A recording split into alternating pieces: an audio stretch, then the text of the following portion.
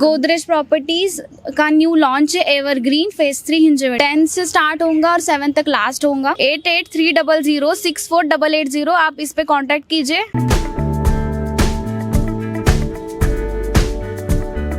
नमस्कार, आप देख रहे हैं हल्ला बोल टीवी। मैं हूं खुशी राज। भरत तिवारी एनकाउंटर के मामले में एक दो नहीं बल्कि 1400 करोड़ के फंड में हेरफेर का मामला है। भरत के मोबाइल में थे सारे घोटाले के सबूत। क्या है ये मामला, इस पर जानकारी देंगे हल्ला बोल टीवी के संपादक दीपक शर्मा। देखिए, जो आरोप लग रहे हैं वो आरोप ये है कि यह जो भरत की आवाज़ खामोश की गई है, इसके पीछे 1400 करोड़ के फंड का मामला है जी। बिलौटी मौजा के जवैनिया गांव में बाढ़ विस्थापितों को बसाया जा रहा था और आरोप है कि उनको बसाने के लिए 11 करोड़ और फिर 1400 करोड़ का फंड आया था। एसडीएम पर आरोप लगा रहे थे भरत तिवारी कि एसडीएम ने घोटाला किया है और एसडीएम के घोटाले के कुछ सबूत भी उन्होंने भरत तिवारी ने जमा किए थे अपने मोबाइल में। उसके बाद जो भरत तिवारी के भाई हैं उन्होंने ये आरोप लगाए हैं।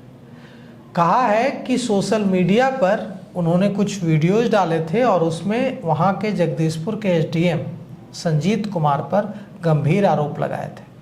कहा था कि ये पैसों का यहाँ बंदरबाट हो रहा है। आरोप लगाया था भरत तिवारी ने कि इस बंदरबाट में एसडीएम संजीत कुमार भी, जगदीशपुर के जो एसडीएम है संजीत कुमार, वे भी शामिल है। जी। उसके बाद यह भी भरत तिवारी ने आरोप लगाया था कि उन्हें धमकी दी गई है कि तुम्हें, भरत तिवारी जब थे तो उन्होंने आरोप लगाया था कि उन्हें धमकी दी जा रही है कि भरत तिवारी, तुम्हें और तुम्हारे परिवार वालों को हम मरवा देंगे। लेकिन अब भरत तिवारी के भाई, भरत तिवारी तो अब इस दुनिया में नहीं है, लेकिन भरत तिवारी के भाई का कहना है कि हम लोगों ने जो एफआईआर कराई है उसमें गलती से हमसे जगदीशपुर के जो एसडीएम हैं संजीत कुमार, उनका नाम तो छूट गया, उनका नाम भी होना चाहिए था मुख्य आरोपी के रूप में, हत्या के मुख्य आरोपी के रूप में। जी। यह भी सवाल किया है भाई ने कि जब भरत तिवारी गए थे एसडीएम के ऑफिस, उस दिन एसडीएम के ऑफिस की सीसीटीवी फुटेज की जांच होनी चाहिए, इससे सच्चाई सामने आ जाएगी। आरोप लगाया है भरत तिवारी के भाई ने कि जब भरत तिवारी, मेरे भाई, ऑफिस गए तो उन्हें धक्का मारा गया, गाली दी गई और वहाँ से भगाया गया। इसके बाद उन्होंने वापस लौटकर कहा कि अब यह लड़ाई क्रांतिकारी तरीके से लड़ी जा सकेगी क्योंकि लोग, यहाँ हालत ऐसी हो गई है कि कोई सुनने वाला नहीं बचा है। अब भरत तिवारी अपने फेसबुक पोस्ट और लाइव के जरिए लगातार जिक्र करने लगे जगदीशपुर के एसडीएम का और यह भी कहने लगे कि जगदीशपुर एसडीएम भ्रष्ट हैं और मैं उन्हें सबक सिखाऊंगा, हथियार के साथ यह कहने लगे। इसके बाद अब सवाल ये उठता है कि क्या जगदीशपुर एसडीएम पर जो आरोप भरत तिवारी ने एनकाउंटर से पहले लगाए थे, क्या वे आरोप सच हैं? क्या बाढ़ विस्थापित जो हैं जवैनिया गांव के, जिन्हें वहां बसाया जा रहा है, उन्हें मुआवजा सही तरीके से मिला? क्या सरकार से जितने भी पैसे चले इन विस्थापितों के लिए वो उन तक पहुँचे? और अब पोस्टमार्टम रिपोर्ट जब आ गई है, उस पोस्टमार्टम रिपोर्ट में लिखा है कि भरत तिवारी को 1, 2, 3 नहीं 5 गोलियां मारी गई। ये 5 गोलियां यह बताती हैं कि भरत तिवारी एनकाउंटर किस तरह से एकदम उनकी जान लेने की नीयत से किया गया था। तो सवाल तो उठेंगे।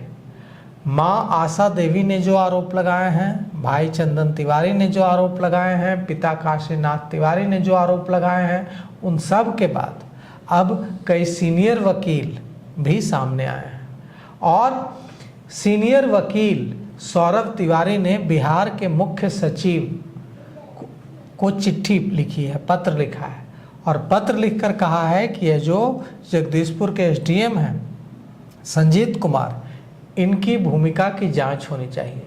जवैनिया गांव के विस्थापितों के पुनर्वास योजना में जो भ्रष्टाचार हुआ है उसकी जांच होनी चाहिए। शाहपुर के सीओ की भूमिका की जांच होनी चाहिए, जगदीशपुर के एसडीएम संजीत कुमार की भूमिका की जांच होनी चाहिए और इस बात की जांच होनी चाहिए कि विस्थापितों के लिए जो पैसा सरकार भेज रही थी वो पैसा उन तक पहुंच रहा था, सही तरीके से निर्माण कार्य हो रहा था, उनको भुगतान किया जा रहा था, या इस पैसे की लूट की जा रही थी जिसका आरोप भरत तिवारी लगा रहे थे लगातार। और मैंने बात की वहाँ की महिलाओं से, बिंद मल्लाह जाति की महिलाओं से, सब ने रो रो कर मुझे बताया कि वो हमारे लिए लड़ रहे थे, हमारे लिए लड़ रहे थे, हमें पैर छूकर प्रणाम करते थे। और जो लोग इसे जातीय रंग देने की कोशिश कर रहे हैं उनसे उन महिलाओं ने कहा कि वो हमारे मसीहा थे, हमारे लिए लड़ते थे। अगर किसी ने उनके खिलाफ कहा तो हम अपने खून का रंग दिखाएंगे काट कर कि हमारा रंग भी वही है जो उनका रंग था। तो ये जो अनपढ़ महिलाएं हैं जिनको कख गघ भी नहीं आती, कखरा भी नहीं आती, ये महिलाएं इतनी बड़ी बात कर रही हैं, जाति से ऊपर उठकर बात कर रही हैं। और तथाकथित जो पढ़े लिखे लोग हैं वे जाति की बात कर रहे हैं, वे बात कर रहे हैं जातीय विद्वेष की बात कर रहे हैं, समाज को बांटो और राज करो की बात कर रहे हैं। अब सवाल यह उठता है कि क्या भरत तिवारी के मोबाइल में, जैसा कि कह रहे हैं उनके परिजन, कि कई सारे सबूत थे, अब वो मोबाइल तो पुलिस के पास है और भरत तिवारी के परिजनों को इस बात का डर है कि कहीं मोबाइल में जितने भी सबूत हैं उनको नष्ट न कर दिया गया हो। अब कई सारे यहाँ पर आरोप हैं जिनका जवाब एक फेयर निष्पक्ष जांच से ही मिल सकता है। जो आयोग बना है वो तो भ्रष्टाचार की जांच नहीं कर रहा है, वो तो एनकाउंटर की जांच कर रहा है, लेकिन वहाँ का जो भ्रष्टाचार था जिसकी वजह से ये परिस्थिति बनी उसकी भी जांच होनी चाहिए कि कौन था वो अधिकारी जो सरकार पैसे भेज रही है वो विस्थापितों तक नहीं पहुंच पा रहा है। विस्थापित किसको कहते हैं? विस्थापित उसको कहते हैं जिसका घर हुआ करता था अब नहीं है, वो बेघर है, उनके पास रहने के लिए कोई जगह नहीं है और सरकार उनको कहीं बसाती है। मतलब उनसे गरीब तो कोई नहीं हो सकता है, उनसे दुखी कोई नहीं हो सकता है। अब उनका पैसा जो लूट रहा था, ऐसे अधिकारियों के खिलाफ जांच, फेयर जांच करा करके अगर वे दोषी पाए जाते हैं तो उनके खिलाफ सख्त से सख्त कार्रवाई होनी चाहिए। तो सुना आपने, इन सब पे आपकी क्या राय है हमें कमेंट बॉक्स में बताएं। आगे की खबरों के लिए देखते रहे हल्ला बोल टीवी। धन्यवाद।